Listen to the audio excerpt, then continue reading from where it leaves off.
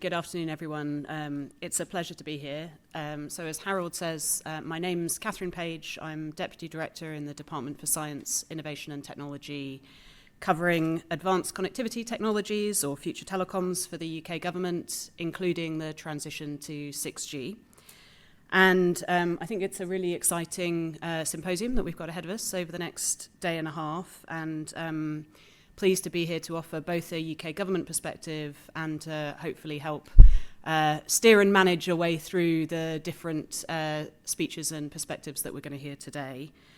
I think for us, it's really important that this symposium is a truly international event.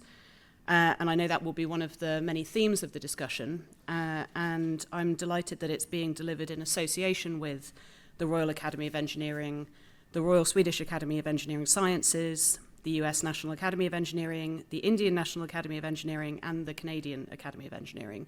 I think that's a really powerful statement about how we need global cooperation to shape these technologies. Thank you very much to Titan and to Harold and the team for hosting us and bringing us together for the discussion today. In terms of offering a UK government perspective and view to set the scene, some of us may have heard this yesterday. The Minister for Telecoms, Sir Chris Bryant, gave an address to a linked event in Bristol, and we hope to have the text of that online so we can share that round more broadly. But I'll be consistent with him, as you would expect. In terms of the UK government position, we are clear that connectivity networks underpin our modern economy, provide vital links across our society, support many of our public services, and are part of our critical national infrastructure. So in that sense, they are fundamental to many of the government's priorities and missions, especially driving economic growth and protecting our national security.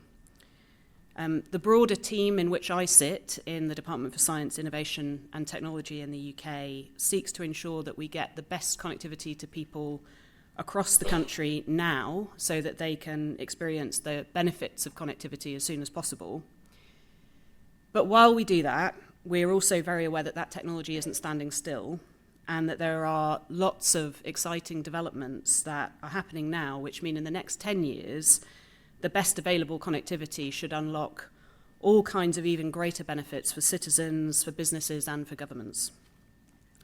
And to realise those benefits, we need to act now, investing in research and development, to push the technological barriers and boundaries, developing a shared vision, importantly, of what we want these technologies to deliver, and ensuring that's translated into international standards so that we have technologies that are developed securely, transparently, and in a way that will operate across national boundaries. So as the Minister spoke about, in the UK, we have 3 overall priorities for what we want from these technologies. And the first is to enable digital inclusion by unlocking the potential, we think, for ubiquitous, seamless coverage. And with new technological advances and convergence of what were previously separate network technologies and architectures, including non-terrestrial networks and terrestrial networks, we hope it will be possible to close the current digital divide. Secondly, it's very important that we build in security to our future networks from the start, so that the systems on which we rely on for so much can better withstand the variety of threats they face. And this also means enabling and ensuring a resilient supply chain for the technologies that will deliver those networks.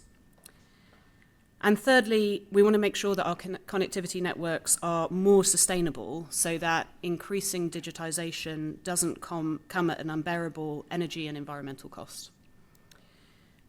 So for those who were in Bristol, firstly, well done for making your way across the breadth of England today. But we had an event that focused particularly on what in the UK we want to see from those technologies in the next 10 years.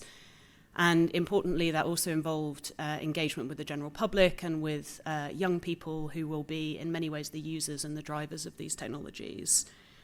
We see this symposium as an important complement to that event, taking a broader perspective and a broader lens on the question by bringing in many international partners, as Harold said, 13 plus countries and nationalities.